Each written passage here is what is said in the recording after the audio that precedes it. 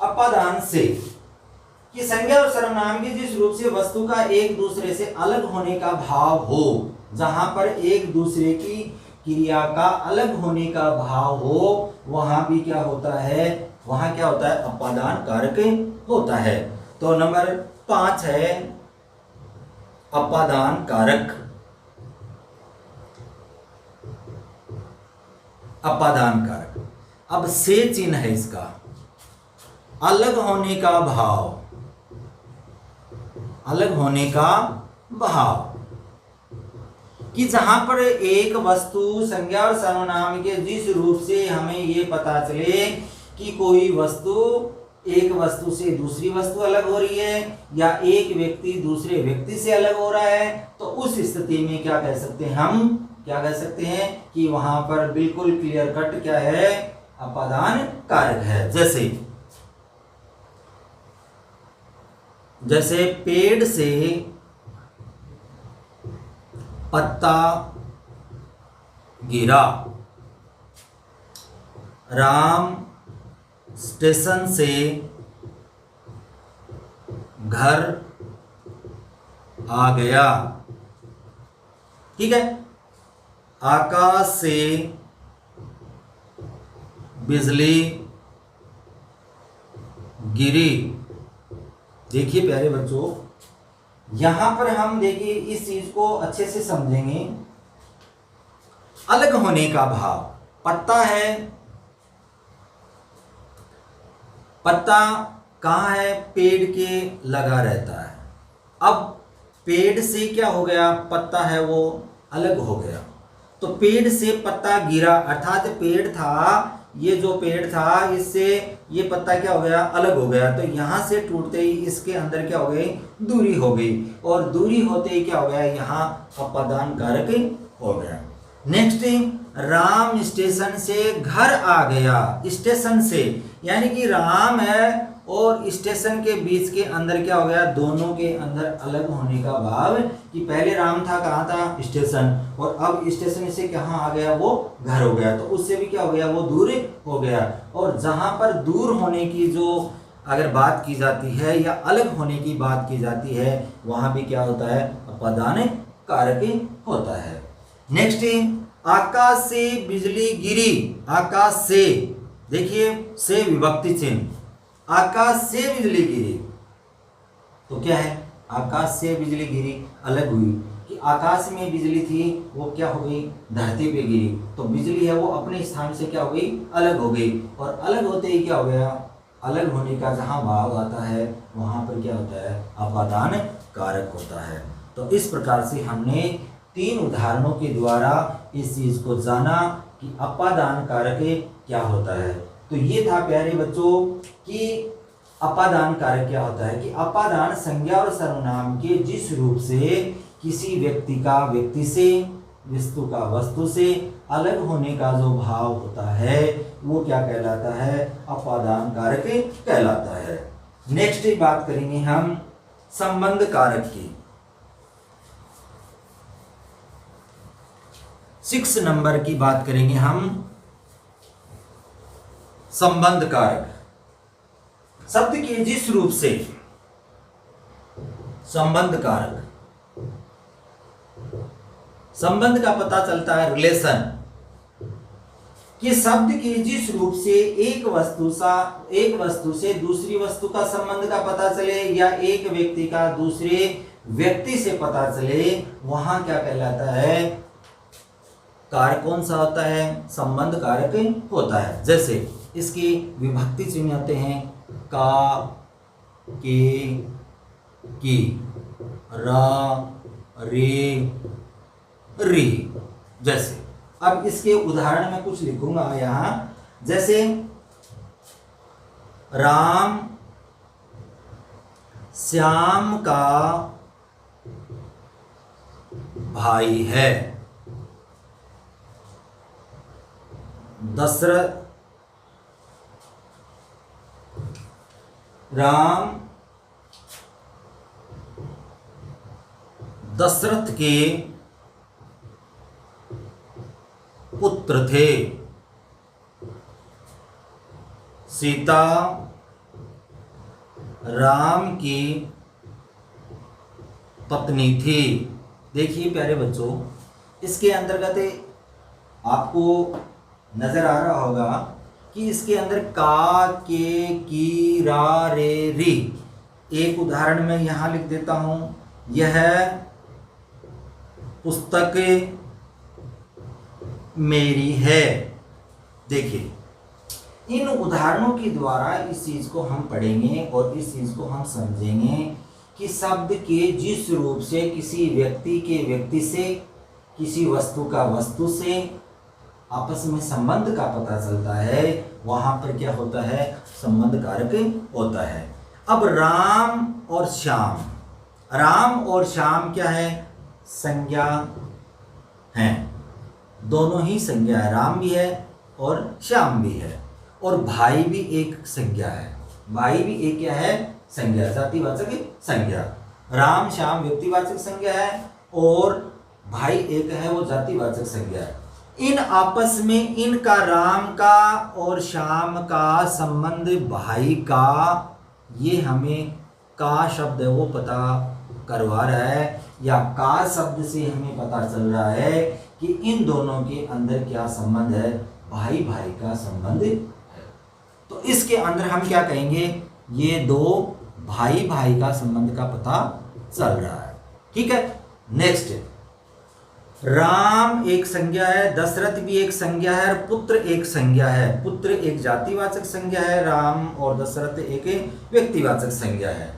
तो इन आपस में इन जातिवाचक और व्यक्तिवाचक संज्ञाओं के संबंध के बारे में कि राम दशरथ के पुत्र थे। अब के शब्द है वो हमें क्या बता रहा है कि पिता और पुत्र का संबंध का पता करवा रहा है। अब इनसे पता नहीं चल रहा है, राम से भी पता नहीं चल रहा है, दशरथ से भी पता नहीं चल रहा है, पुत्र से भी पता नहीं चल रहा है कि आपस में संबंध क्या है इनमें, कि राम दशरथ पुत्र थे, पता नहीं चल रहा है। लेकिन के आते ही, के एक विभक्ति चिन्ह आते ही, परसर्ग आते ही हमें पता लग गया कि इन दोनों में, राम के और दशरथ के अंदर संबंध क्या है, पिता और पुत्र का है। नेक्स्ट उदाहरण देखिए, सीता राम की पत्नी थी। सीता राम की पत्नी थी। अब सीता है वो व्यक्तिवाचक है, राम भी व्यक्तिवाचक है, पत्नी क्या है, जातिवाचक है।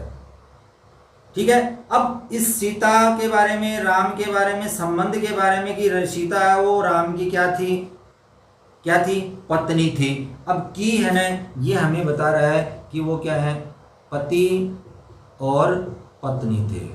अब केवल की शब्द हमें, की शब्द से ही ये ज्ञात हो रहा है, ये की शब्द से ही बोध हो रहा है प्यारे बच्चों कि क्या है, इनमें आपस में पति पत्नी का संबंध है।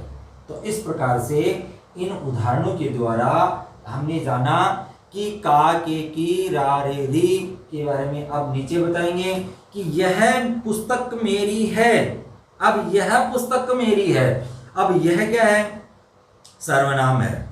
मैं क्या है, मैं में री जोड़ा तो क्या बन गया, मेरी।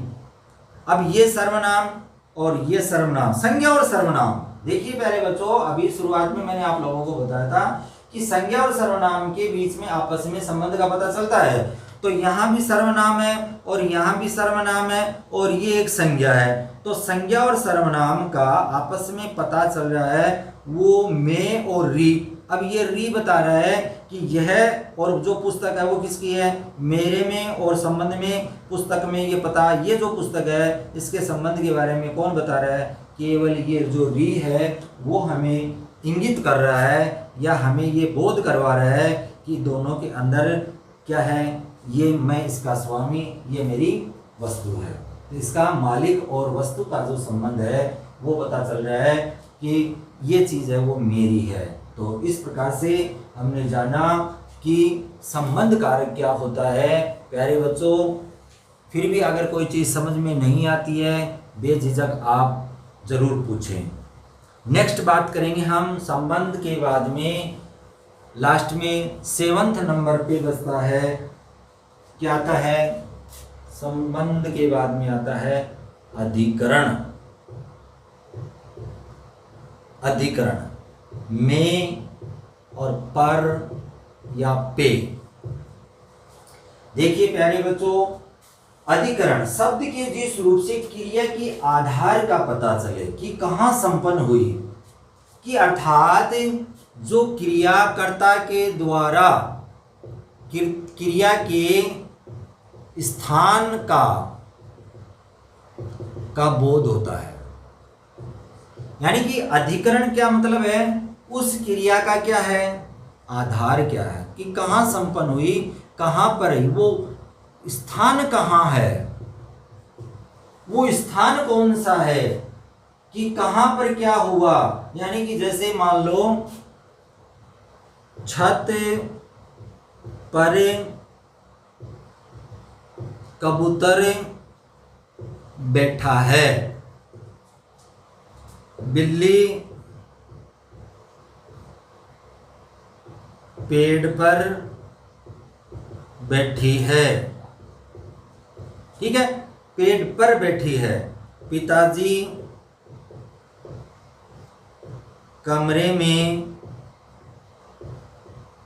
बैठे हैं, अब देखिए, छत पर कबूतर बैठा है, बिल्ली पेड़ पर बैठी है, पिताजी कमरे में बैठे हैं। और भी बहुत सारे, कि मेरी पुस्तक घर में मिल गई, मेरी पुस्तक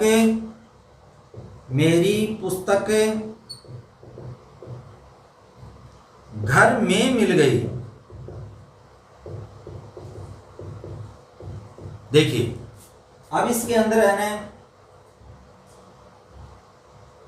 यहां कबूतर है, कबूतर जातिवाचक संज्ञा है, तो संज्ञा और सर्वनाम के जिस रूप से क्रिया के स्थान का बोध हो, या क्रिया कहाँ हुई, कर्ता के द्वारा जो संपन्न हुई वो क्रिया कहाँ हुई और उसका स्थान क्या है। जैसे राम ने रावण को लंका में मारा। देखिए एक उदाहरण और लिख देता हूं मैं यहाँ, राम ने रावण को लंका में मारा, लंका में मारा, अर्थात इसमें स्थान क्या है, लंका। अब इसमें मेरी पुस्तक घर में मिल गई, तो स्थान क्या है, घर में। पिताजी कमरे में बैठे हैं, पिताजी कहाँ बैठे हैं, कमरे में, तो इस स्थान। बिल्ली पेड़ पर बैठी है, तो पेड़ पर। कबूतर कहाँ बैठा है, छत पर। तो जहां पर भी मैंने सर्किल बनाए हैं प्यारे बच्चों, इस चीज को अच्छे से समझें कि बैठने का स्थान क्या है, छत पर। यहाँ बिल्ली के बैठने का स्थान क्या है, पेड़ पर। पिताजी के बैठने का स्थान कहाँ, कमरे में। और पुस्तक के मिलने का स्थान क्या है, घर में। और राम के द्वारा रावण को जो मारा जाने का कार्य कहाँ किया गया, लंका में। तो इस प्रकार से जहाँ पर में और पर अर्थात किसी शब्द के बाद में आते हैं और उससे पहले जो शब्द आता है वो क्या होता है, उसका अधिकरण होता है। तो प्यारे बच्चों इस चीज को अच्छे से समझें कि अधिकरण क्या होता है। शब्द का वह रूप होता है जिसके द्वारा हमें ये पता चलता है कि क्रिया कहाँ, उसका क्रिया का जो आधार है वो कहाँ है, अर्थात वो कहाँ संपन्न हुई, क्रिया का आधार का बोध होता है हमें, वो क्या कहलाता है, उसका अधिकरण कहलाता है। तो यहाँ हम कबूतर के बारे में अगर हम जाने तो बैठने का स्थान वो उसका क्या है, छत है। बिल्ली के बैठने का स्थान क्या है, पेड़ है। पिताजी के बैठने का स्थान क्या है, कमरा है। मेरी जो पुस्तक जहाँ मिली वो स्थान क्या है, घर है।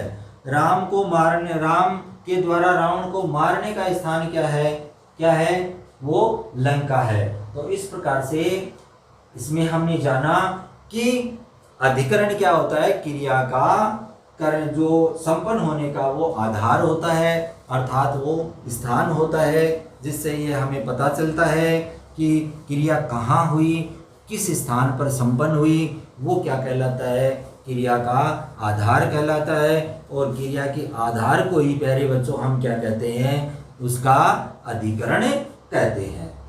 नेक्स्ट बात करेंगे हम, लास्ट पर पहुंच गए हैं, संबोधन कारक।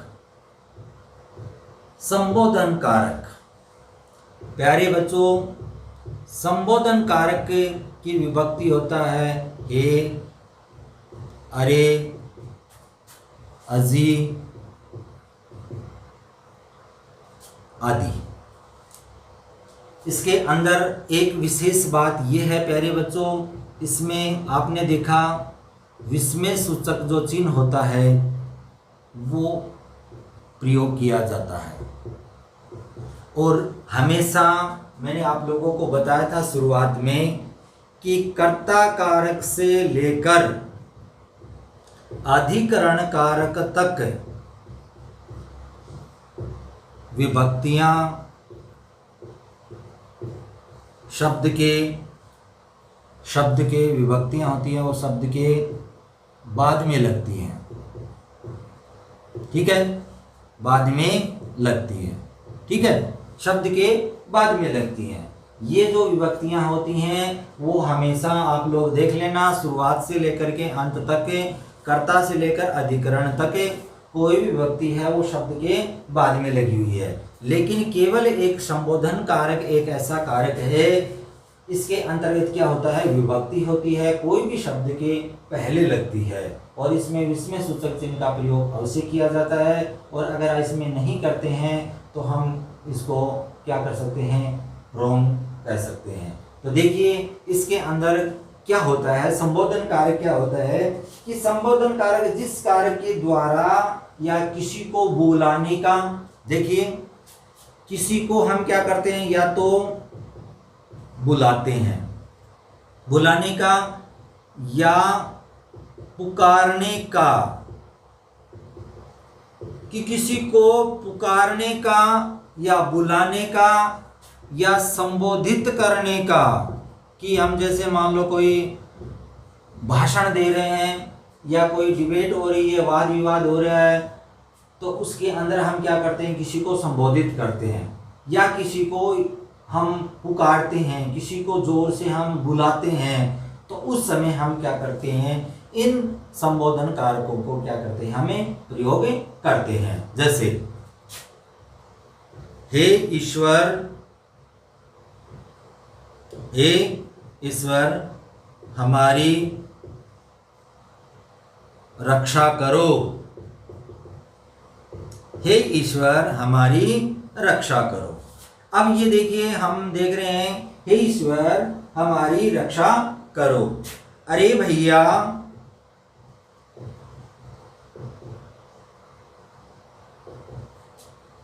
तुम हमारे साथ चलो, अरे भैया तुम हमारे साथ चलो। हे प्रभु, हे प्रभु, हे प्रभु हमारी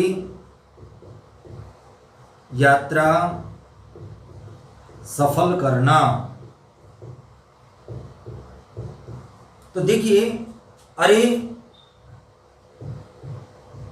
राम इधर आओ, अरे राम इधर आओ।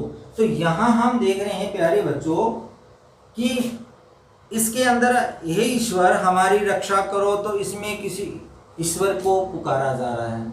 इसमें क्या किया जा रहा है, ईश्वर को पुकारा जा रहा है। नेक्स्ट में अरे भैया तुम हमारे साथ चलो, तो भैया को क्या किया जा रहा है, संबोधित किया जा रहा है, उसको कहा जा रहा है कि आप है वो हमारे साथ चलें। नेक्स्ट है हे प्रभु हमारी यात्रा सफल करना, यानी कि ईश्वर से विनती की जा रही है कि हम जो यात्रा करने जा रहे हैं वो हमारी क्या करना, आप सफल करना। नेक्स्ट है अरे, इसको भी क्या किया जा रहा है, राम को पुकारा जा रहा है, अरे राम इधर आओ, तो उसको क्या किया जा रहा है, पुकारा जा रहा है कि उसको भी बुलाया जा रहा है। तो जहां पर बुलाने का हो प्यारे बच्चों, या किसी को पुकारने का भाव हो या संबोधन का भाव हो, उसके अंतर्गत हम क्या देखते हैं, हमेशा ये याद रखें कि उसके अंतर्गत क्या होता है, संबोधन कारक होता है।